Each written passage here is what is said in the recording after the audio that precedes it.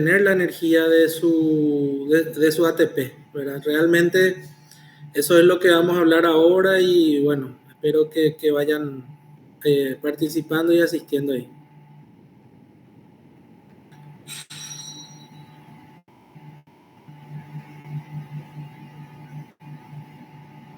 Me avisan si le aparece la pantalla completa, por favor.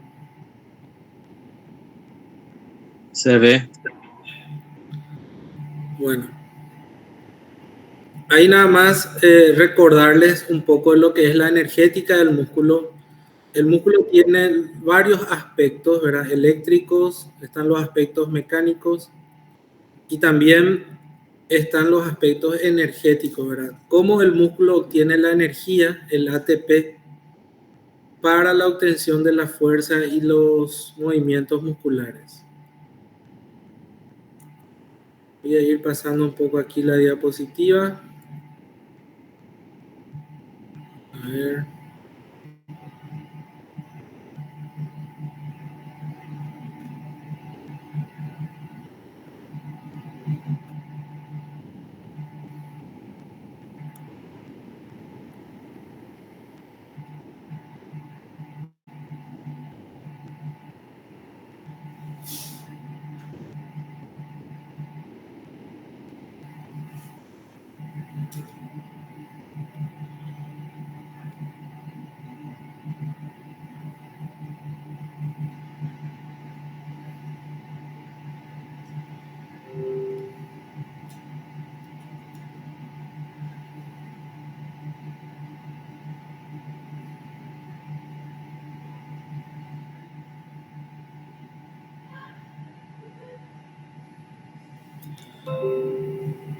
Muy bien, chicos. Ahí habíamos hablado por último del aspecto mecánico y hoy vamos a hablar del aspecto energético. Si ustedes bien saben que el ATP es fundamental para la contracción muscular, tenemos que recordar también que existen 4 fuentes principales de ATP, ¿verdad?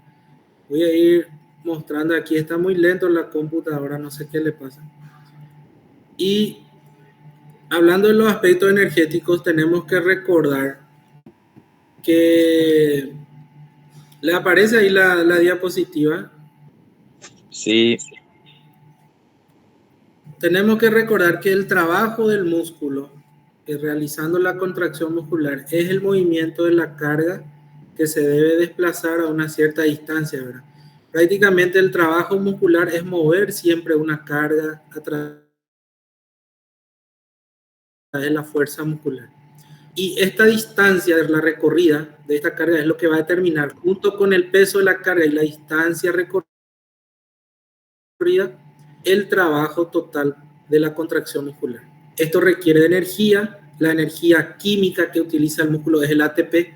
Por lo tanto, convertir esa energía química en fuerza mecánica es lo que normalmente se considera el trabajo del músculo. El músculo productor de energía, como ustedes pueden ver, puede transformar una energía química en una energía mecánica y movilizar cargas. El ATP, que es como ven aquí la gran fuerza que se utiliza, la energía química que se utiliza, puede levantar diferentes mecanismos, muchas veces pueden levantar. Le voy a pedir por favor a los compañeros que vayan ingresando para que no nos interrumpan, ¿verdad? Justamente eso es lo que nos lleva. Que vayan ingresando ya todos, por favor, porque después se van a quedar colgados ahí.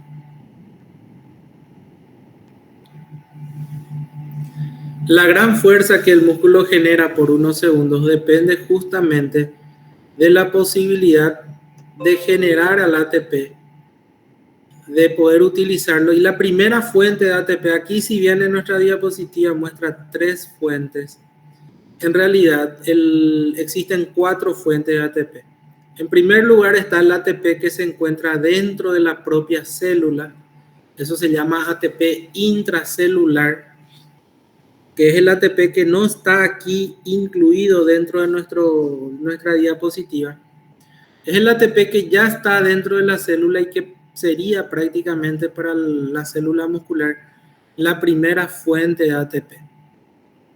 Eso se llama ATP intracelular. Luego tenemos la segunda fuente de ATP, que es la fosforilación oxidativa, la fosforilación del ADP. La fosforilación del ADP es cuando se le agrega un fósforo o una fosfocreatina al ADP. Ustedes conocen que el ADP es la adenosindifosfato. Por lo tanto, esta adenosindifosfato, si se le genera o se le agrega un fósforo más, se convierte en adenosintrifosfato. Nosotros podemos decir que la segunda fuente de ATP que tiene el músculo es justamente el fosfato de creatina, ¿verdad?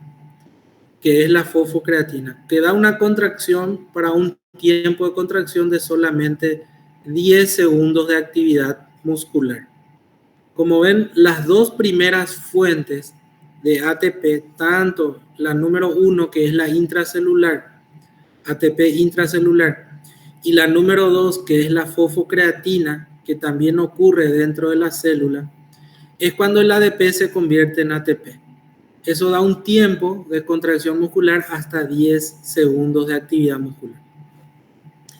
Luego, la tercera fuente de ATP, el tercer lugar donde las células musculares pueden captar ATP, es a través del glucógeno, ¿verdad? Lo que nosotros le llamamos la glucólisis anaeróbica. Glucólisis anaeróbica. Esto da un tiempo de ATP de hasta 3 minutos aproximadamente. Y eso nos hace mostrar que la actividad muscular intensa, la actividad de 2 a 3 minutos, ya utiliza el glucógeno o la glucólisis anaeróbica. Sería nuestra tercera fuente de ATP y que muchas veces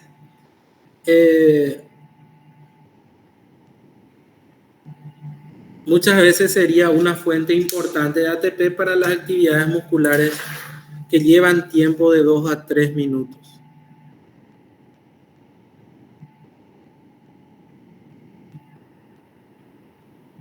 Y la cuarta fuente del ATP, la cuarta fuente vendría a ser la fosforilación oxidativa. Como ustedes pueden ver, es la fuente inagotable de ATP. Prácticamente, si nosotros vamos a hacer una actividad física muy prolongada, vamos a tener que obtener ATP ya de una fuente ilimitada. La fuente ilimitada de ATP es el metabolismo oxidativo. Nosotros también le llamamos a esto fosforilación oxidativa, que es la obtención del ATP a través del oxígeno, a través de las mitocondrias. Y que, por supuesto, esto se llama ciclo de Krebs o fosforilación oxidativa.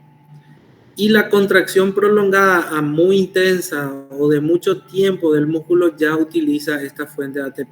Como ven, una pequeña actividad muscular puede utilizar ATP intracelular o de la fosfocreatina.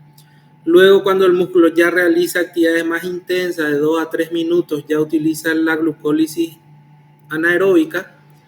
Y luego, por encima de 3 minutos, a partir de 5 o 6 minutos, ya comienza a utilizar el metabolismo oxidativo, que es la contracción prolongada e intensa que utiliza la fuente inagotable de ATP. Nosotros le llamamos fuente inagotable de ATP, pero tiene que cumplirse dos requisitos fundamentales. Uno de ellos es la presencia del oxígeno, o sea, tenemos que estar respirando. Si no respiramos, no vamos a obtener ATP. Y a través de los alimentos, ¿verdad?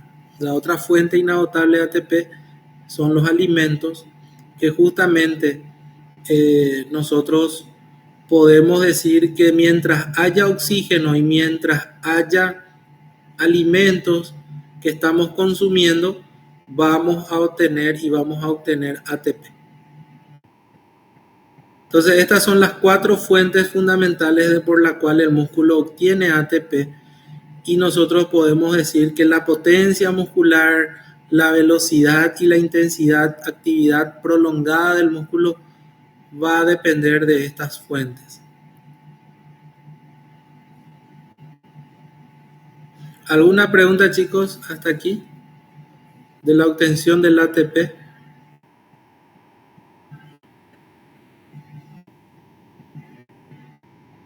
Si tienen preguntas, lo pueden hacer en cualquier momento que ustedes requieran. Voy a volver a repetir. La primera fuente de ATP, que es el ATP intracelular, da un tiempo de actividad muscular entre 2 a 3 segundos. Sería prácticamente el tiempo que nos da el ATP intracelular. Luego, a partir de 8 a 10 segundos, ya se utiliza la fosforilación del ADP, que es la fosfocreatina. Luego, a partir de 1 a 2 minutos para adelante, ya se utiliza la glucólisis anaeróbica, incluso hasta 3 minutos aproximadamente se puede todavía utilizar la glucólisis anaeróbica. Y por encima de 3 minutos, cuando el músculo ya entra en una actividad muscular de 4, 5, 6, 7, 8, 9, 10 minutos, ya se comienza a utilizar el metabolismo oxidativo, que es la fosforilación oxidativa. Y la duración es indefinida toda vez que haya nutrientes y oxígeno que lo puedan captar. En los aspectos energéticos del músculo, también tenemos que recordar que el músculo produce calor en todo momento. Esto es algo fundamental porque habíamos dicho que la actividad muscular se resume en dos mecanismos, ¿verdad? La energía del trabajo externo, que es la energía mecánica, 25 a 30% de la actividad muscular es para movilizar carga. El resto, el 70 al 75% de la actividad muscular se convierte en calor. Eso nosotros podemos decir que el músculo produce calor, en todo momento y produce más calor que trabajo externo. En realidad el músculo puede producir calor en todo momento, ¿verdad? Durante el reposo, durante el acortamiento, durante la contracción, durante la relajación. El músculo produce calor en todo momento. Nosotros dividimos a todos estos momentos en diferentes etapas del calor y voy a comenzar describiendo, ¿verdad? Está en primer lugar el calor de reposo. Nosotros le llamamos calor de reposo cuando no hay movimiento, cuando se reproducen solamente los procesos basales. Eso requiere, por ejemplo, que durante ese momento el músculo está solamente con su metabolismo local basal, ¿verdad? Que son los procesos basales del músculo. Eso se llama calor de reposo. Incluso durante ese momento el músculo también produce calor durante el reposo.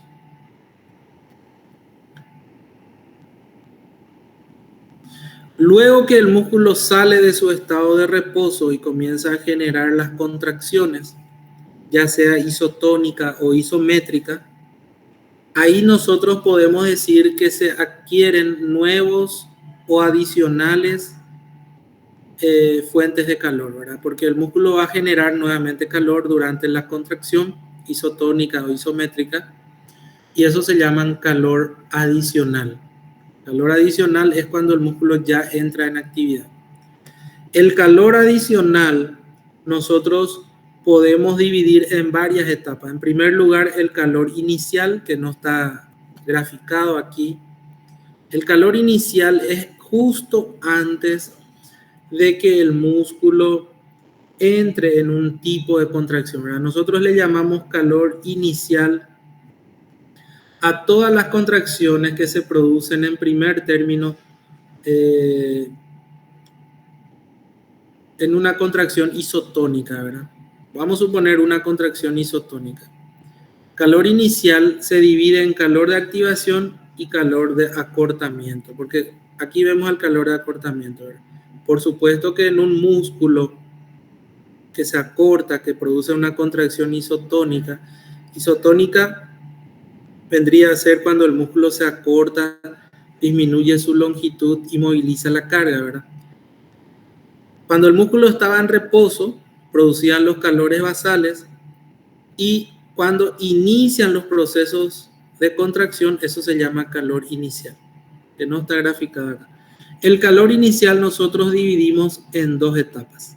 El calor de activación, que es todos los momentos antes del acortamiento, pero en realidad se ve solamente el calor de activación, se produce siempre antes del tipo de contracción, ¿verdad? Son los momentos de activación antes del acortamiento y luego el calor de acortamiento. Como ven, el calor de acortamiento proporcional al trabajo realizado, eso significa que cuanto más trabajo, cuanto más moviliza carga la contracción isotónica, mayor va a ser el calor de acortamiento. Como ven, chicos, en todo momento el músculo va produciendo calor. Eso es lo más importante que tenemos que recordar. Y el gasto de energía adicional es entonces proporcional al trabajo realizado. Ese es en el calor de acortamiento. Por eso que recién no comenté el caso, ¿verdad? Pero aquí vale la pena nuevamente recalcar que hay una fuerza que por unos segundos puede levantar pesas, mover carga, y eso se llama calor de acortamiento, ¿verdad? Cuanto más es el trabajo, más ATP hidrolizado, esto se llama el efecto FEM. El efecto FEM es proporcional al trabajo realizado. Eso significa que el gasto de energía que nosotros gastamos en cada movimiento, en cada trabajo, es proporcional al trabajo realizado, de tal manera que si el trabajo aumenta, también aumenta la energía total liberada. Por eso que la contracción isotónica es proporcional el calor de acortamiento al trabajo realizado. Y por supuesto, luego de un acortamiento, el músculo vuelve a recuperar posteriormente las condiciones previas a la contracción. Esto se llama calor de recuperación. El calor de recuperación son todos los momentos previos a la contracción. Eso lleva unos 20 a 30 minutos después de realizar un ejercicio físico intenso. El músculo vuelve a estar en su calor de recuperación. Y por supuesto, una vez que el músculo esté recuperado, luego se va a relajar, donde va a producir el calor de relajación. El músculo vuelve a alcanzar su longitud previa a la contracción. Todo esto que estuvimos hablando es en la contracción isotónica. Ahora, ¿qué ocurre en una contracción isométrica? En la isométrica también vamos a tener el calor de reposo, también vamos a tener el calor de activación, pero en vez del calor de acortamiento vamos a tener el calor de mantenimiento. Está aquí.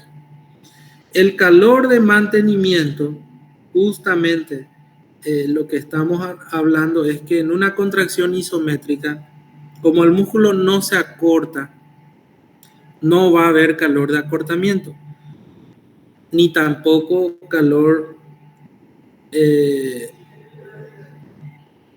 proporcional al trabajo realizado, ¿verdad? Tampoco va a haber el efecto FEM. En cambio, en el músculo con una contracción isométrica, lo que ocurre es un calor de mantenimiento. Y la magnitud del mantenimiento, o sea, para mantener la longitud del músculo, va generando tensión y eso va liberando calor que se llama calor de mantenimiento. Y la magnitud es proporcional al tiempo que se mantiene la contracción isométrica y la tensión muscular. A medida que la tensión se mantiene, se va a ir produciendo el calor de mantenimiento. Como ven, la cantidad de calor proporcionado en una contracción isométrica va a depender del tiempo de la tensión.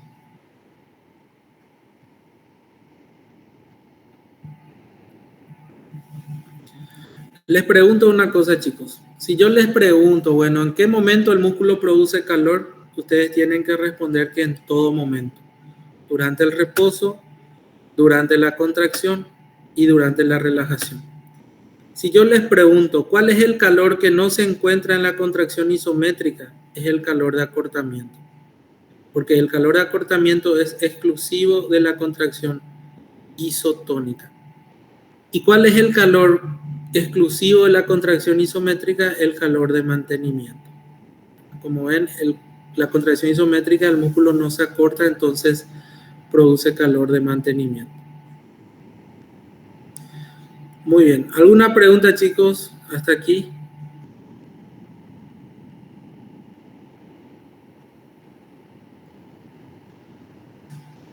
Si tienen preguntas, lo pueden hacer.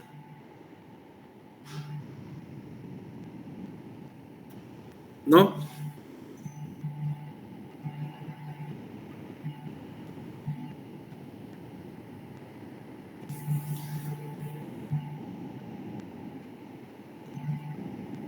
¿Alguna duda?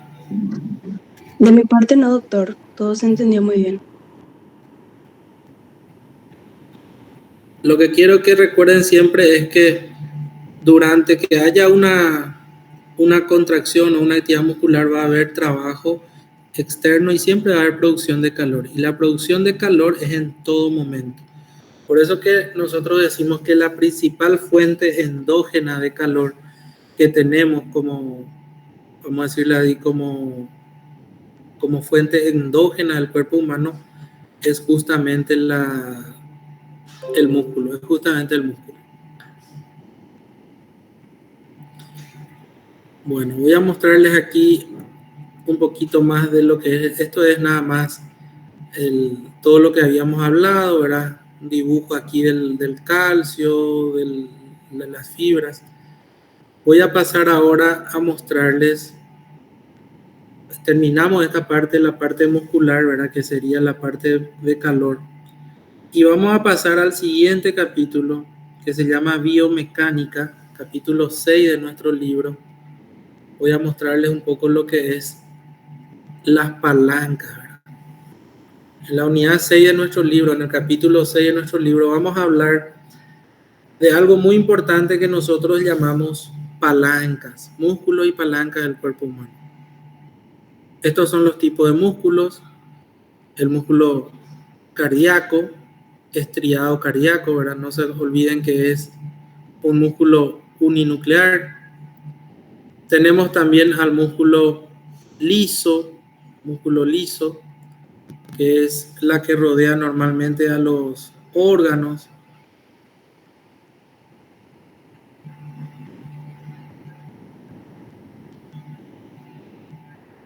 Internos, principalmente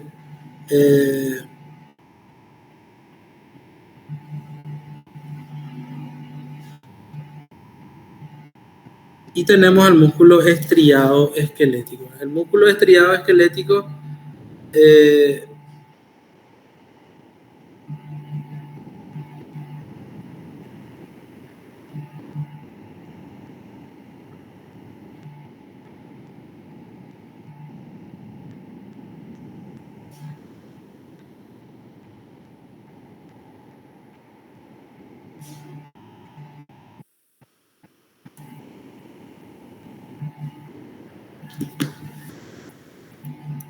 como ven aquí, el músculo estriado esquelético, perdón chicos, es multinucleado. Como ven aquí hay varios núcleos en la periferia, estriado pero multinucleado. En cambio el cardíaco es estriado uninucleado, central. Y el músculo liso tiene núcleo excéntrico. Como ven, es liso justamente porque no tiene las estriaciones y es uninucleado pero excéntrico, no es en el centro del núcleo. El músculo está rodeado de 3 membranas: el endomicio que rodea cada fibra, el perimicio que rodea cada fascículo y el epimicio que rodea al músculo en sí como tal. Por eso que van a ver así bien organizado, rodeado siempre por membrana. Estas 3 membranas, el endomicio, perimicio y epimicio, conforman finalmente lo que va a ser el tendón. El tendón está formado por estas 3 capas de las fibras musculares. Y la unidad básica del músculo es la sarcómera. Esto ya habíamos hablado. La sarcómera es el espacio comprendido entre 2 líneas Z, comprendido por los filamentos finos y gruesos, la actina y la miosina. Y no olvidar que componente de la sarcómera también es la titina, la proteína elástica, que le da el largor a la sarcómera y por la cual se mantiene la mayor fuerza de contracción. Aquí vemos a una sarcómera, vemos a la miosina con su brazo que se une al complejo troponina-tropomiosina para el anclaje. Todo esto es lo que, nada más para recordar lo que vamos a hablar ahora. Esto es imágenes de la contracción muscular que la vez pasada habíamos hablado, mecanismo de trinquete. Aquí se necesita de todos los pasos. En primer lugar, el primer paso es cuando una molécula de ATP se une a la cabeza de la miosina. El segundo paso es cuando el ATP comienza a desdoblarse, pero no se libera la energía del fósforo. El tercer paso es cuando el ATP se desdobla completamente y libera el fósforo inorgánico.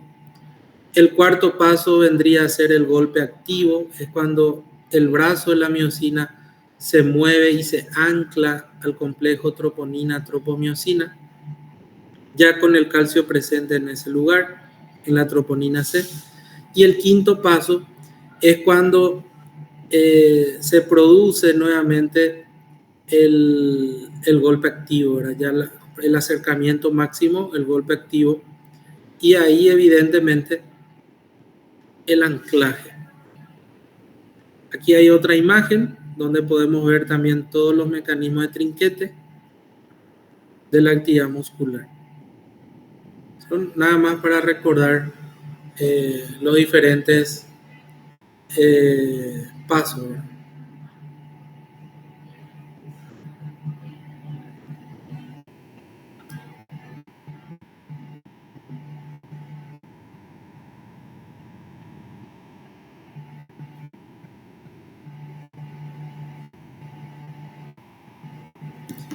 Ahora vamos a entrar en las palancas. Ustedes saben lo que es una palanca. ¿Alguna vez ustedes se imaginaron en investigar qué es una palanca?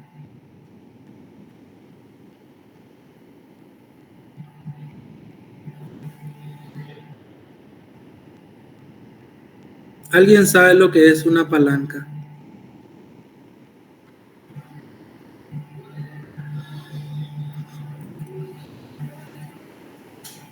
El hombre, el ser humano, ha creado diferentes tipos de palancas. Hoy en día conocemos palancas en casi todo lo que ha creado y que ha ayudado al ser humano a movilizar cargas, todos los dispositivos o herramientas que fueron creados por el ser humano para aplicar fuerza rotacional o fuerza adicional es lo que se llama palanca. Una palanca puede estar compuesta por 3 elementos. Sí o sí tiene que tener toda palanca estos 3 elementos.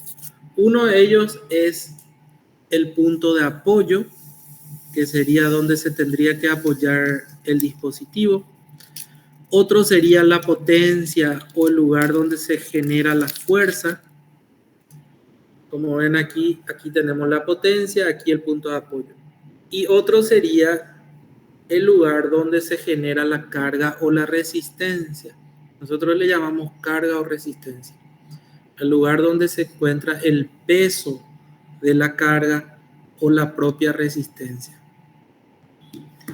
Normalmente, toda palanca debe constar de estos 3 elementos. Por ejemplo, voy a dar el ejemplo de una carretilla. Pero ustedes conocen la carretilla, la que utilizan los albañiles para acarrear arena, piedra, todo lo que puedan. Normalmente eso tiene esos 3 elementos. El punto de apoyo, que sería el lugar donde está la rueda. El punto de la resistencia, donde sería donde está la carga. Y el punto de la potencia o la fuerza, donde estaría,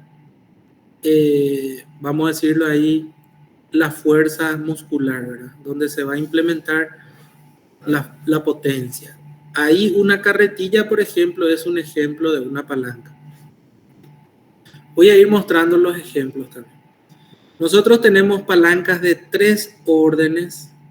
La palanca de primer orden es la que vemos aquí arriba a la izquierda, que es lo que llamamos palanca de primer orden o de primer género. ¿Por qué? Porque el punto de apoyo se encuentra en el centro. Es como un sube y baja. Ustedes conocen el sube y baja que se encuentra en los parques donde los niños suelen jugar. Eso es una palanca de primer orden. En un lado está la carga o la resistencia, en el otro extremo está la potencia o la fuerza y en el centro el punto de apoyo. El punto de apoyo que le llamamos, que si se encuentra en el centro sería una palanca de primer orden. Una palanca de segundo orden es cuando tenemos, aquí van a encontrar, van a ver, en caso de la palanca de primer orden, el punto de apoyo se encuentra en el centro. Cuando la resistencia se encuentra en el centro, como la que vemos aquí abajo estamos viendo una palanca de segundo orden. La potencia o la fuerza en un extremo, la carga o la resistencia en el centro y el punto de apoyo en el otro extremo. Esto sería una palanca de segundo orden. Recién habíamos descrito a la carretilla y la carretilla vendría a ser una palanca de segundo orden, justamente muy parecido a esto, ¿verdad? Solo que en vez del punto de apoyo, la carretilla tiene una rueda y esa rueda la hace girar y la hace movible y podemos desplazar la carretilla en cualquier lugar. Pero la carretilla vendría a ser una palanca de segundo orden, ¿verdad? Una palanca de primer orden que podemos citar, a ver una palanca de primer orden que podemos citar que es muy conocida, puede ser la tijera. Ustedes conocen la tijera, ¿verdad? ¿Alguna vez habrán usado una tijera para alguna situación? Y una tijera es una palanca de primer orden. ¿Por qué? Porque en un extremo tenemos los dedos donde colocamos la potencia, en el otro la resistencia, que en este caso sería cortar un papel, cortar un cartón, y en el centro su punto de apoyo. En realidad una tijera es, por ejemplo, una palanca de primer orden. En realidad muchas cosas que el ser humano ha creado, la mayoría de las cosas que el ser humano ha creado para adicionar fuerza a su trabajo, son palancas, ¿verdad? Son prácticamente palancas y fueron ideadas del cuerpo humano. La palanca de tercer orden es la palanca que se encuentra la potencia o la fuerza en el centro. En ese caso, esta palanca es cuando la potencia se encuentra en el centro, es que nosotros llamamos de tercer orden. Miren aquí, la potencia o la fuerza en el centro. En un extremo el punto de apoyo y en el otro extremo la carga o la resistencia. Por ejemplo, le voy a dar un ejemplo, chicos. Ustedes conocen la puerta. Una puerta, ¿verdad? Una puerta ordinaria. ¿Eso sería o no sería una palanca? ¿Qué ustedes opinan? Una puerta, ¿es o no es una palanca?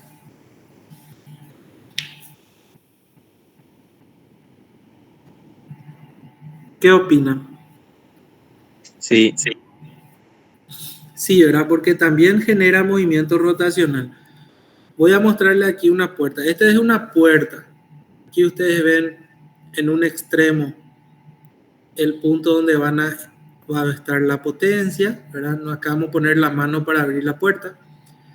Aquí en otro extremo estaría el punto de apoyo.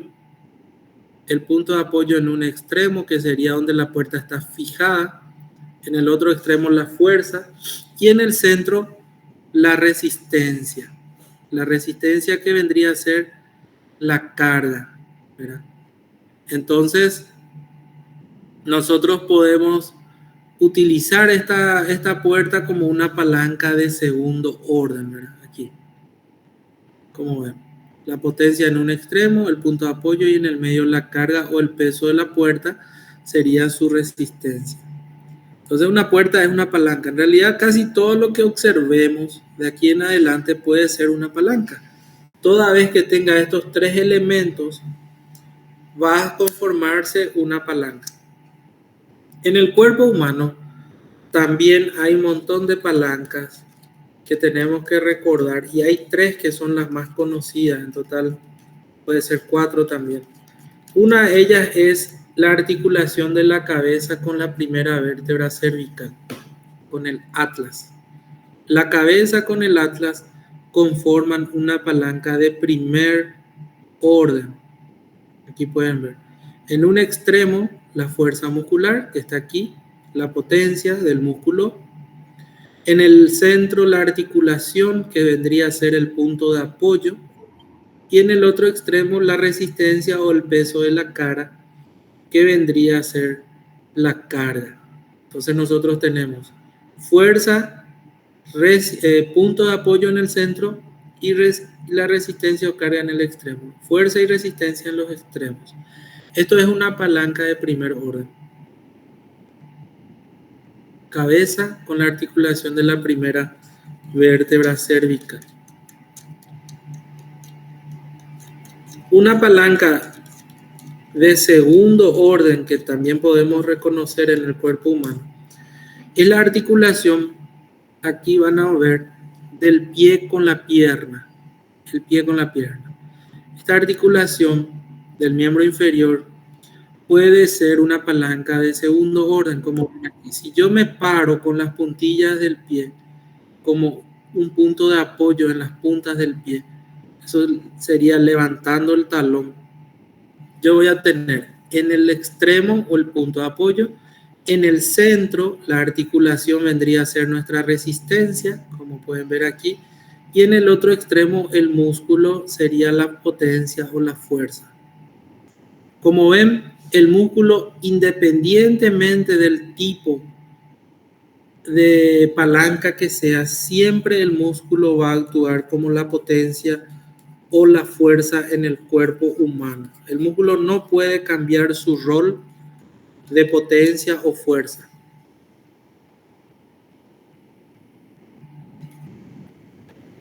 Porque si ustedes se fijaron, aquí la articulación, por ejemplo, en la palanca de primer orden, la articulación de la cabeza con la primera vértebra cervical, vendría a ser el punto de apoyo. En cambio, aquí la articulación del tobillo no es el punto de apoyo, aquí es la resistencia o la carga, justamente porque aquí está el punto de apoyo y aquí está la potencia o la fuerza en el otro extremo. Entonces, una articulación puede actuar como punto de apoyo o como resistencia o carga. El que nunca cambia su rol es el músculo, que siempre va a ser la potencia. Y aquí vemos una palanca de tercer orden, que es la articulación del brazo con el antebrazo. Si ustedes se fijan aquí, el codo, la articulación del codo con el músculo bíceps relacionándose aquí. Tendríamos el punto de apoyo en el codo, articulación del codo. El músculo en el centro sería el músculo bíceps. Y en el extremo, el peso de la mano o la resistencia o la carga, que sería en el otro extremo. Este sería un ejemplo de una palanca de tercer orden. O sea, si yo les pregunto a ustedes, denme un ejemplo de una palanca de tercer orden, ustedes me van a tener que describir la articulación de la mano, del brazo y el antebrazo, que sería el codo, ¿verdad? Con el músculo bíceps. El músculo bíceps en el centro, produciendo la potencia. Como ven aquí, la articulación nuevamente actúa como un punto de apoyo y el extremo de la mano como la resistencia o la carga. Y en el centro, el músculo. Esto es una palanca de primer orden, articulación de la cabeza con la primera vértebra cervical. Esto es una palanca de segundo orden, del pie con la pierna. el tobillo. Y esta es una palanca de tercer orden, el codo con el bíceps, como pueden ver. También pueden notar, vamos a ver si notan aquí, voy a ver si, ¿qué va a pasar si en esta articulación, en esta posición del pie, con las puntas en el piso y el talón levantado? ¿Qué pasa si hago del revés? ¿Qué pasa si en vez de colocar, de pararme con las puntas, me paro con el talón y pongo el talón como punto de apoyo? Esto es lo que está pasando aquí. Miren, por ejemplo, esta palanca de segundo orden. Nosotros habíamos dicho que el punto de apoyo estaba aquí en la punta del pie. Aquí en el centro la articulación, que vendría a ser la carga o resistencia, y en el extremo el tendón del músculo que va a generar la potencia. Pero ¿qué va a pasar si en vez de pararme con las puntas del pie me paro con el talón? Así como ven ahí. Ahí esta palanca de segundo orden se convierte en una palanca totalmente diferente. Vamos a suponer el punto de apoyo en el centro, en un extremo la resistencia y en el otro la potencia. Entonces va a ser una palanca de primer orden la que ven aquí. Cuando el punto de apoyo comienza a centrarse en el talón. Si el talón vendría a ser el punto de apoyo, ahí la articulación pasa a ser un punto de apoyo y el músculo por detrás y la resistencia y el peso del pie por delante serían la resistencia y la potencia en los extremos. Por eso que una articulación puede cambiar de rol. Por ejemplo, el de la pierna puede cambiar de rol. En vez de ser la resistencia, como en este caso, puede ser también el punto de apoyo. Si es que levantamos el dedo y nos paramos con el talón. Muy bien, chicos. ¿Alguna pregunta hasta aquí? Estos son ejemplos nada más para mirar. Aquí vemos una palanca de primer orden, punto de apoyo en el centro. Aquí vemos una palanca de primer orden también, el punto de apoyo en el centro, la resistencia y la potencia en los extremos. Palanca de segundo orden, la articulación de la puntilla del pie se puede convertir en una palanca de primer orden si nos paramos con el talón. Siempre la resistencia va a estar en el centro en las palancas de segundo orden. Y en las palancas de tercer orden, el que se encuentra en el centro es el músculo. Aquí ven al músculo en el centro. Esta es la articulación del cuádriceps con la pierna, como ven aquí. Esto sería del muslo. Es una palanca de tercer orden. La palanca de tercer orden es cuando la potencia se encuentra en el centro, como pueden ver aquí, en este caso. En este caso el músculo se encuentra en el... ¿Alguna duda, chicos, hasta aquí?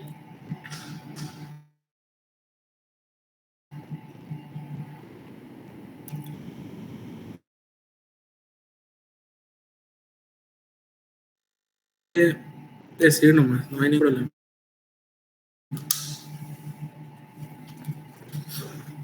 Bueno, como vieron, nuestra clase hoy se basa prácticamente en esto, ¿verdad? En completar lo que nos faltó un poquito de biofísica muscular y el de biomecánica. También quiero tocar dos temas antes de finalizar nuestro tema de hoy. Es que quiero que tengan en cuenta, como no tengo la diapositiva aquí, ¿verdad? Voy a ir comentando y quiero que vayan ustedes mirando también.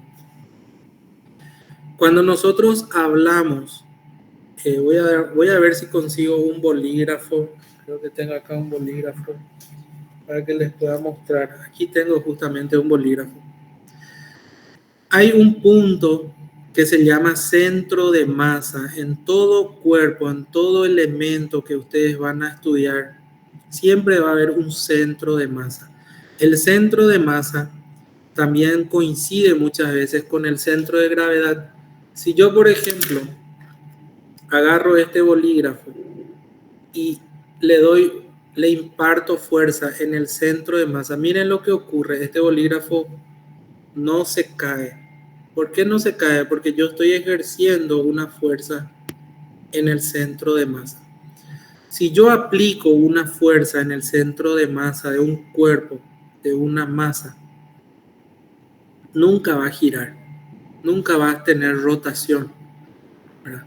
En cambio, si yo agarro y activo o genero la fuerza en un lugar diferente al centro de masa, miren lo que va a ocurrir.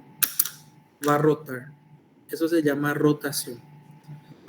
Siempre que nosotros apliquemos una fuerza en el centro de masa, el cuerpo no va a rotar y no va a caer y va a mantenerse en equilibrio.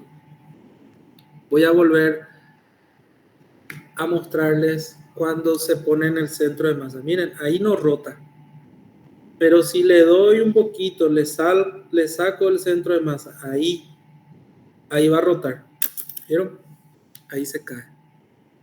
Eso se llama fuerza de la gravedad o fuerza que actúa sobre el centro de masa o fuera del centro de masa.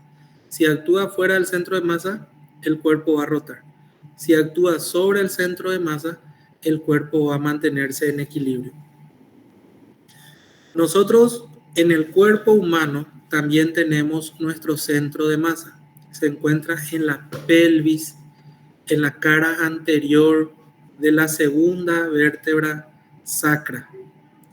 ¿Ustedes saben cuántas vértebras sacras tenemos?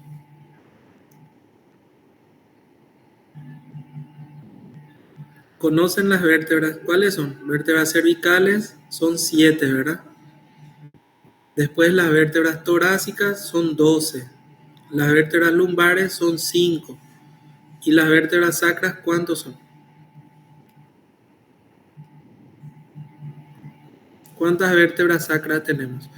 Acuérdense que todas nuestras vértebras sacras forman el hueso sacro. El hueso sacro es la confluencia de todos los huesos sacros, de todas las vértebras sacras. ¿Cuántos huesos sacros tenemos?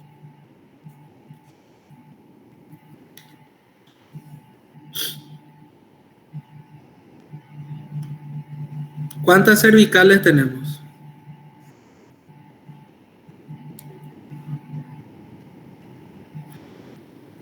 ¿Me escuchan, chicos? 7. 7 cervicales, ¿verdad? Cervical 1 al 7. ¿Cuántas torácicas tenemos? 12. 12. 12, muy bien. ¿Cuántas lumbares tenemos? 5. 5 vértebras lumbares. La última vértebra lumbar con la primera vértebra sacra forman una articulación que se llama promontorio. El promontorio es una prominencia hacia adelante de la articulación de L5 y S1. ¿Cuántas vértebras sacras tenemos? 5. Puede ser 5, sí, muy bien. 5 vértebras sacras. Son las confluencias de todas esas vértebras sacras, forman el hueso sacro. Y después tenemos más otros tipos de vértebras, ¿o no? El coxis, ¿verdad? Después debajo del sacro tenemos el coxis. Las vértebras coxígeas, que son las vértebras atrofiadas, que en total, ¿cuántas vértebras de coxis tenemos? 4. Muy bien, 4 por ahí aproximadamente. Muy bien, muy bien. En total, para recordar, nada más son 33 vértebras. Siempre tienen que recordar con el año de Jesús, ¿verdad? Jesús tenía 33 años cuando murió. Y tienen que recordar que también tenemos 33 niveles de vértebras en total. Muy bien, 4 vértebras coxígeas. A veces 3, a veces 4, pero normalmente son 4. En la segunda vértebra sacra, la cara anterior de la segunda vértebra sacra, es el lugar donde se encuentra nuestro centro de masa. Ahí sería el centro principal del cuerpo humano. Cuando nosotros caminamos, nos vamos caminando por algún lugar o yendo a algún lugar, el centro de la gravedad, que es el lugar donde actúa la fuerza de la gravedad, siempre actúa sobre nuestro centro de masa, o sea, sobre la cara anterior de la segunda vértebra sacra. Y es el lugar del cuerpo humano, es el lugar central del cuerpo humano, tanto por arriba, por abajo, anterior y posterior. Es la parte más céntrica del cuerpo humano. No es el ombligo, porque muchos creen que el ombligo es el centro de nuestro cuerpo humano. Y realmente nuestro ombligo no es nuestra área céntrica, sino nuestra área céntrica vendría a ser la cara anterior de la segunda vértebra sacra. Muy bien. Ahora otra cosa muy importante. ¿Qué pasa si nuestra fuerza de la gravedad actúa fuera de nuestro centro de masa? Vamos a caernos. Si por ejemplo ustedes se paran cerca de la pared y comienzan a agacharse y querer tocar la punta de los dedos pegados a la pared, no lo van a lograr. ¿Por qué? Porque una vez que ustedes se inclinen, la fuerza de la gravedad va a salir de nuestro centro de masa y la persona va a tener que caer. Va a caer y va a rotar y se va a golpear, ¿verdad? Porque justamente el centro de masa es justamente donde tiene que actuar la gravedad. Si la gravedad no actúa sobre nuestro centro de masa, vamos a perder nuestro equilibrio. Si una persona, por ejemplo, pierde una pierna, vamos a suponer que por un accidente queda con una pierna amputada, su centro de masa va a desplazarse de ese lugar, de la cara anterior de la vértebra sacra, y se va a desplazar a otro lugar, y esa persona va a tener con mucha más dificultad, va a tener más dificultad para mantenerse en equilibrio. Eso significa que si el cuerpo humano está completo, el centro de masa es en la cara anterior de la segunda vértebra sacra. Si no está completo, nuestro centro de masa se desplaza a otro lugar y podemos tener consecuencias drásticas, como por ejemplo las personas que levantan pesas o que levantan objetos muy pesados y que pueden tener hernia de disco. Una de las consecuencias de la hernia de disco es justamente el mal posicionamiento del cuerpo humano, y cuando la fuerza de la gravedad actúa en lugares donde no debe, como por ejemplo las vértebras lumbares, donde están los discos intercalares, que son los discos que se encuentran entre los discos vertebrales que están entre las vértebras, y eso lo desplaza y que normalmente generan las hernias de disco. También quiero que anoten algo que les voy a ir diciendo en cuanto al equilibrio, ¿verdad? Ya habíamos hablado del equilibrio humano. También existen órganos que son muy importantes para que nosotros mantengamos el equilibrio. Uno de ellos es justamente la posibilidad de caminar, de movernos, de generar en los movimientos. Es muy importante todo nuestro esqueleto, cada hueso es fundamental para mantener el equilibrio. Y cada músculo, ¿verdad? Por supuesto, si hay un músculo atrofiado, si hay un hueso faltante, para mantener el equilibrio nos va a costar mucho más. Y también es muy importante recordar que la parte más importante del cuerpo humano siempre va a ser el pie. El pie. Si a nosotros nos falta el pie, vamos a tener dificultad para el equilibrio. También tienen que recordar que la parte más importante del pie es el dedo gordo del pie. El dedo gordo del pie. ¿Por qué? Porque si en la antigüedad, cuando se tenían a los esclavos, en esa época anterior, las personas tenían sus propios esclavos. A los esclavos se les obligaba a cortar el dedo gordo del pie, justamente con esa condición para que cuando ellos intenten escapar, no puedan correr y pierdan el equilibrio. El dedo gordo del pie es fundamental para el equilibrio. O sea, nosotros podemos decir que aparte de todos los huesos y todos los músculos del cuerpo humano, la planta del pie junto con el dedo gordo del pie es fundamental para nuestro equilibrio. Hagan ustedes la prueba. Párense, pónganse erectos ahí en bipedestación parados y van a ver que prácticamente si no tienen el dedo gordo del pie van a tener inconvenientes para el equilibrio. Ustedes se mantienen en equilibrio gracias a ese dedo. Otro órgano importante para nuestro equilibrio es el cerebro. ¿Qué pasa a una persona que tiene un problema cerebral, que tiene problemas de disfunción cerebral, un ACV isquémico, un ACV hemorrágico o de repente un edema cerebral? Ustedes van a ver que ese paciente no puede deambular, no puede coordinar con los músculos, entonces va a tener parálisis, va a tener debilidad, una parte del cuerpo no lo va a mover y eso le va a generar problemas en el equilibrio. Entonces, el cerebro es fundamental también para el equilibrio. Otro elemento también fundamental es el cerebelo, el pequeño cerebro, que le llamamos, por eso se llama cerebelo. Cerebelo es una palabra que significa pequeño cerebro. El cerebelo también nos ayuda a mantener el equilibrio.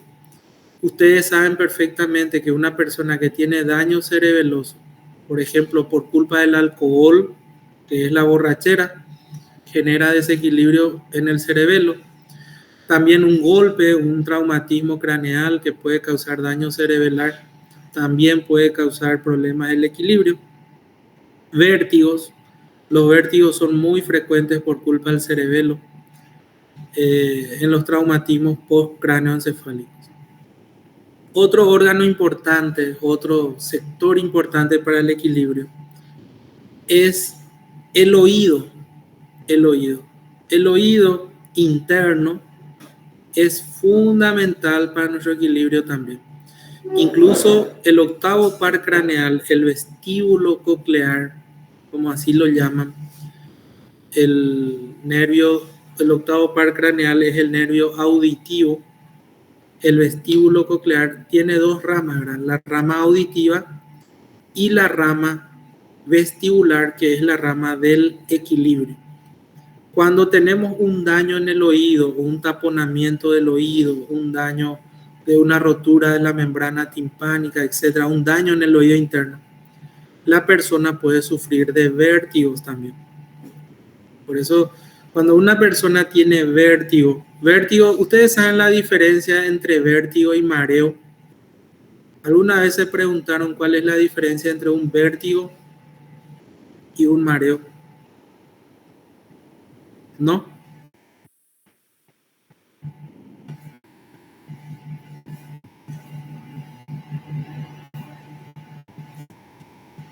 Mareo viene de mar, ¿verdad? De marinero.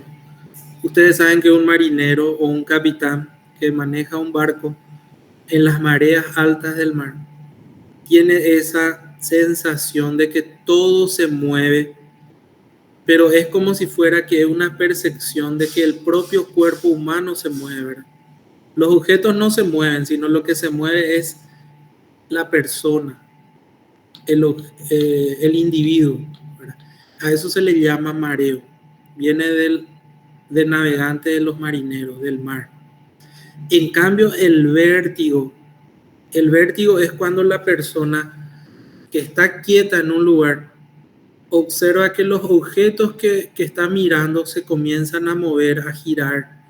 Es como que vemos los objetos que giran, pero no es el cuerpo humano el que gira, sino lo que vemos. Eso se llama vértigo, porque vemos objetos que se mueven.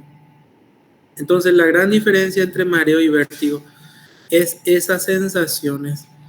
Del vértigo es ver que los objetos se mueven y giran, y el mareo es que el propio cuerpo humano va perdiendo el equilibrio y dificulta mantenerse en pie, justamente porque el cuerpo es el que se mueve. Entonces, ¿Cómo yo puedo diferenciar un vértigo del cerebelo y un vértigo del oído? ¿Cómo ustedes van a diferenciar? Si las personas que vienen a consultar dicen tengo vértigo y ustedes quieren saber si el vértigo es de origen auditivo o del cerebelo, lo primero que tienen que preguntar es en qué momento tiene el vértigo, cuando está quieto o cuando está en movimiento la cabeza. Si cuando la cabeza está en movimiento tiene vértigo, es muy probable que ese vértigo sea por culpa del oído, ¿verdad? Porque al mover la cabeza se mueven los huesecillos y los aparatos vestibulares del oído que están dañados y el paciente comienza a tener vértigo.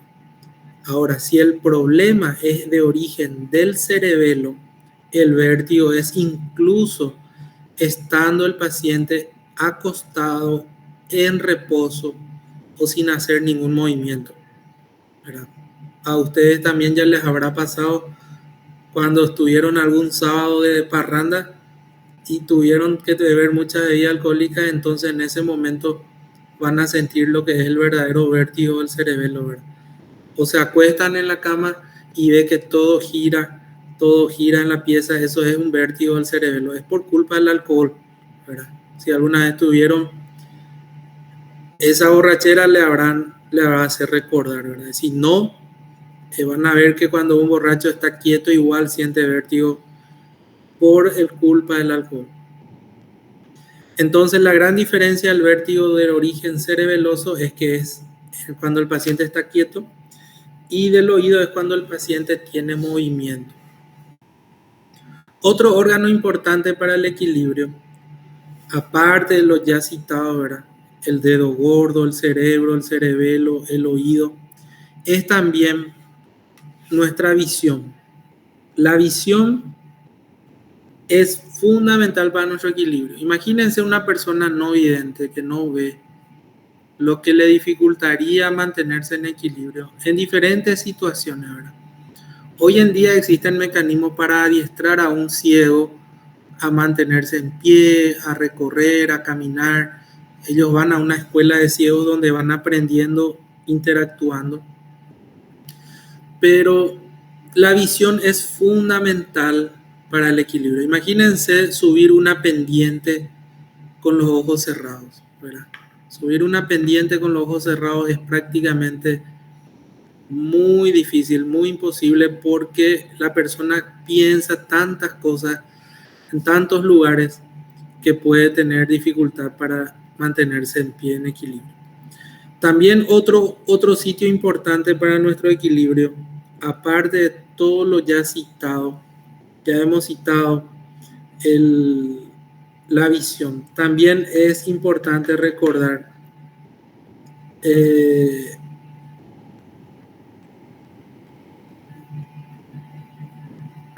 también nuestro equilibrio fundamental a partir de los, vamos a decirle, de los tendones, ¿verdad? Los tendones, bueno, forma parte del sistema osteomuscular o ligamentos osteomusculares, ¿verdad? Que los tendones también son fundamentales. Acuérdense la historia del tendón de Aquiles, ¿verdad? Cuando a Aquiles le cortaron su tendón, él perdió toda su fuerza, toda su valentía, porque ha perdido el equilibrio para mantenerse de pie. Los tendones también son importantes muchas veces para mantener el equilibrio. Entonces, cuando una persona no tiene o tiene un daño en uno de estos sitios, puede perder el equilibrio o la estática del cuerpo humano. Entonces, eso quería comentarles, chicos, hablar un poco de la estática del equilibrio del cuerpo humano, ¿verdad? Que es muy importante. Aquí lo que más quiero que recuerden es nuestro centro de masa y recordar cuáles son los órganos que nosotros utilizamos para mantener el equilibrio. Así que si tienen dudas, preguntas, lo pueden hacer sin ningún problema, o algún cuestionamiento también sin ningún problema voy a estar escuchando.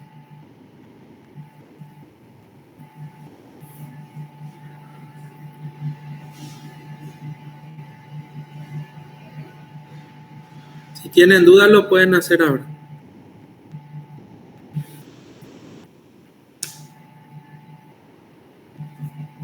Voy a pedir también que vayan alzando sus nombres, por favor, para la asistencia, para que yo pueda registrar la asistencia de cada uno.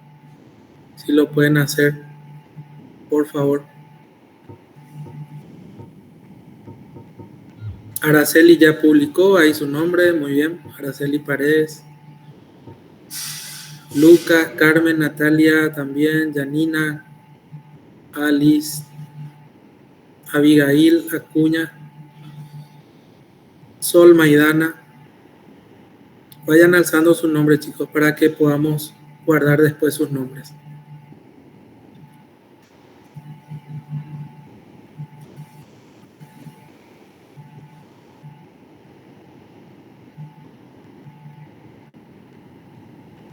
Muy bien.